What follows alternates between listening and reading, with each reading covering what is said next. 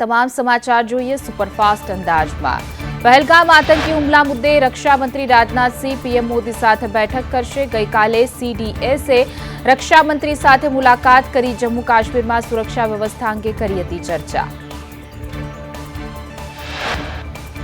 જમ્મુ કાશ્મીરના ઉપરાજ્યપાલે વિધાનસભાનું એક દિવસીય વિશેષ સત્ર બોલાવ્યું છે। જમ્મુ વિધાનસભામાં યોજાનાર વિશેષ સત્રમાં પહેલગામ આતંકી હુમલાની નિંદા કરતો પ્રસ્તાવ રજૂ કરાયો।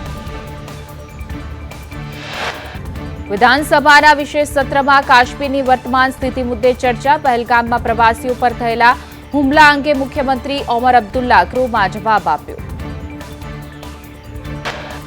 સરહદ પર સતત પાંચમા દિવસે પાકની નાપાક હરકત। પાકિસ્તાને કુપવાડા અને પૂંછમાં ફરી ગોળીબાર કર્યો। ભારતીય સેનાએ પાકિસ્તાનને જડબાતોડ જવાબ આપ્યો। પાકિસ્તાને યુદ્ધ વિરામનો ભંગ કરતા એલઓસી પર આખી રાત ગોળીબાર કર્યો। અગાઉ રામપુર તુતમારી ગાલી વિસ્તારની સરહદો પર પાકિસ્તાને ગોળીબાર કર્યો હતો। ભારતના એક્શન બાદ પાકિસ્તાન સેના ડરનો માહોલ છે। પાકિસ્તાને બનાવેલા 7 આતંકવાદી લોન્ચ પેડ ખાલી કરાવ્યા। પીઓકેમાં આતંકીઓને અન્ય સ્થળે ખસેડવામાં આવ્યા। ભારતની કાર્યવાહીના ડરથી આતંકીઓને છુપાવ્યા। રિપોર્ટમાં ખુલાસો થયો છે કે પ્રતિબંધિત હોવા છતાં પણ ત્રીજા દેશ મારફતે પરસ્પર વેપાર થાય છે। ભારતીય કંપનીઓ દુબઈ, સિંગાપોર અને કોલંબો જેવા બંદરોથી પ્રતિબંધિત માલની નિકાસ કરે છે। ભારતીય કંપનીઓ માલનું લેબલિંગ કરીને અન્ય કંપનીના નામે વેપાર થતો હોવાનો ખુલાસો થયો છે। ભારતમાં ઉત્પાદિત માલ પર મેડ ઇન યુએસ લેબલ લગાવીને નિકાસ થઈ રહ્યું છે।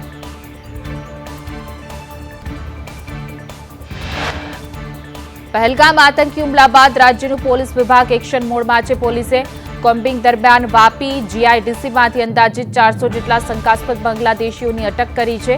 કોમ્બિંગમાં વાહનો ચેક કર્યા તેમજ લોકોના ડોક્યુમેન્ટ્સ ચેક કર્યા।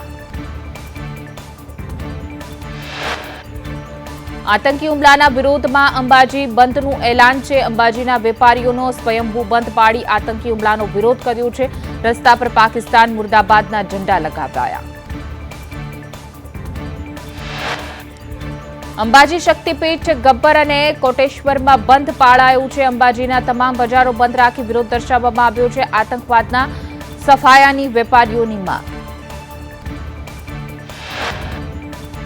ગુજરાતમાં પોલીસ કાર્યવાહીથી બાંગ્લાદેશીઓમાં ડરનો માહોલ છે। વડોદરામાં ટ્રેનમાંથી 5 બાંગ્લાદેશીઓ ઝડપાયા છે। ગુજરાત છોડી બંગાળ જઈ રહેલા બાંગ્લાદેશી ઝડપાયા। હાવડા એક્સપ્રેસમાંથી 5 બાંગ્લાદેશની ધરપકડ કરાઈ છે। અમદાવાદમાં બાંગ્લાદેશીઓ કચરો વીણવાનું કામ કરતા હતા। રેલવે પોલીસ અને એસઓજીએ ટ્રેનમાં તપાસ કરતા બાંગ્લાદેશીઓ ઝડપાયા। પહેલગામ આતંકી હુમલાને લઈ દેશભરમાં રોષની લાગણી છે। સુરતમાં કલેક્ટર કચેરી પર મોટી સંખ્યામાં લોકો એકત્ર થયા। હાથ પર કાળી પટ્ટી બાંધી ન રેલી યોજી વિરોધ રજૂ કર્યો। સુપ્રીમ કોર્ટે આજે ઓટીટી અને સોશિયલ મીડિયાની સામગ્રી પર સુનાવણી કરશે। ઓટીટી અને સોશિયલ મીડિયા પર પોર્નોગ્રાફિક સામગ્રી સામે સુપ્રીમ કોર્ટમાં સુનાવણી।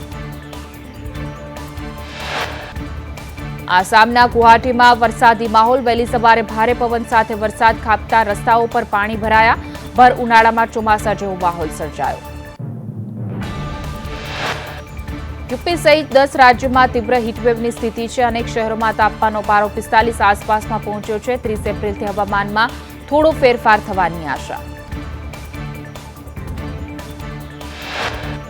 રાજ્યભરમાં ગરમીનો પ્રકોપ યથાવત છે। સિઝનમાં પ્રથમ વખત તાપમાનનો પારો 45 ડિગ્રીને પાર પહોંચ્યો છે। કંડલા એરપોર્ટ પર 45.6 ડિગ્રી તાપમાન નોંધાયું।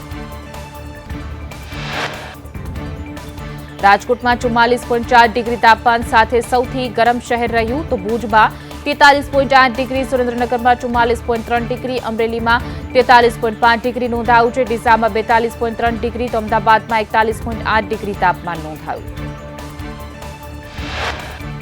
રાજ્યમાં ભર ઉનાળે ગાજવીજ સાથે વરસાદની આગાહી। હવામાન નિષ્ણાંત અંબાલાલ પટેલે કરી આગાહી। 30 એપ્રિલથી 11 મે સુધી ગાજવીજ સાથે વરસાદ વરસશે।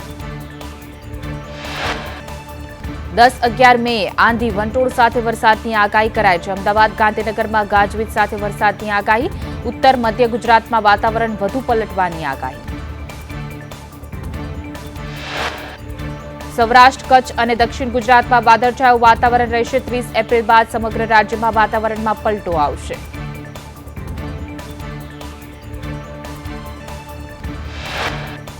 ગોંડલમાં અલ્પેશ કથિરિયાની ગાડી પર હુમલા મુદ્દે કાર્યવાહી કરવામાં આવી. પોલીસે 20 લોકો સામે રાઇટિંગનો ગુનો દાખલ કર્યો છે. ગાડીમાં તોડફોડ કરનાર 2 આરોપીઓ ઝડપાયા છે. અન્ય આરોપીઓની શોધખોળ હાથ ધરાઈ.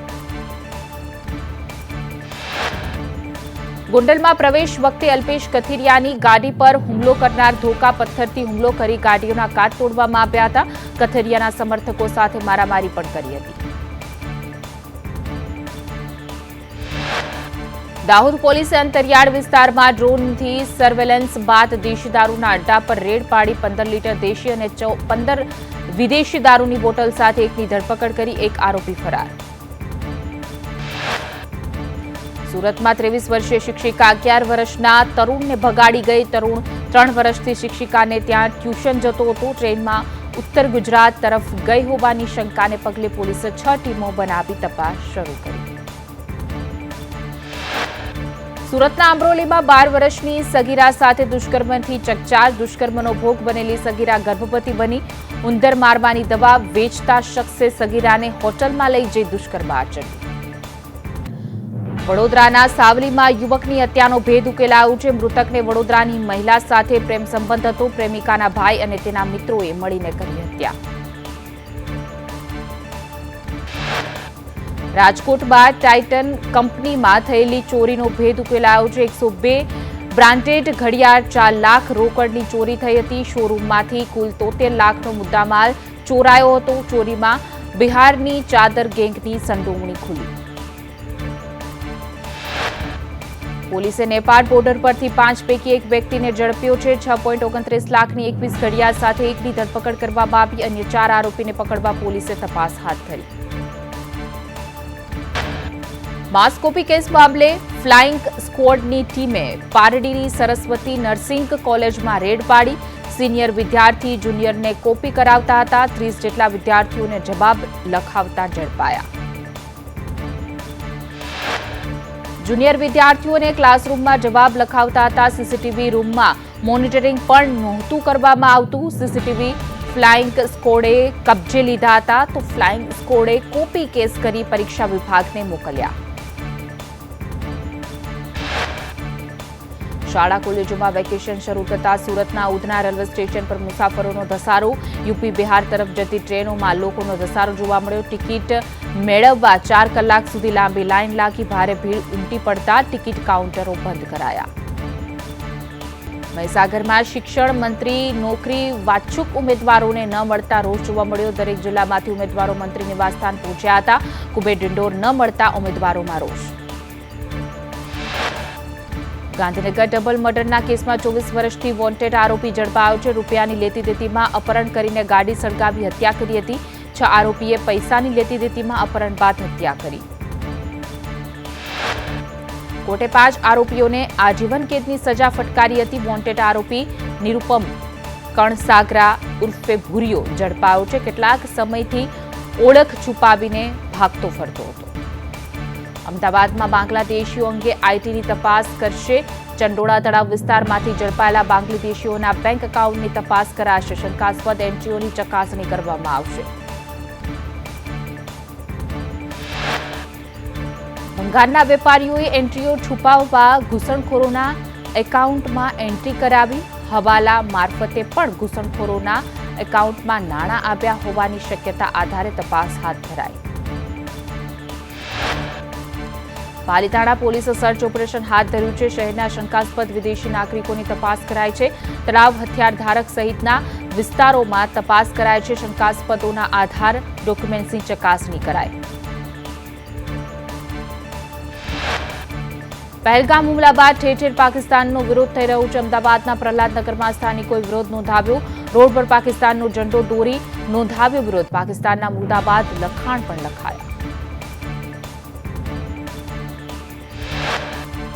અમદાવાદના વેપારીઓએ આતંકી હુમલા નોંધાવ્યો વિરોધ. રિલીફ રોડ, ગાંધી રોડ પર રેલી કાઢી નોંધાવ્યો વિરોધ. રેલીમાં 500 કરતા પણ વધુ વેપારીઓ જોડાયા.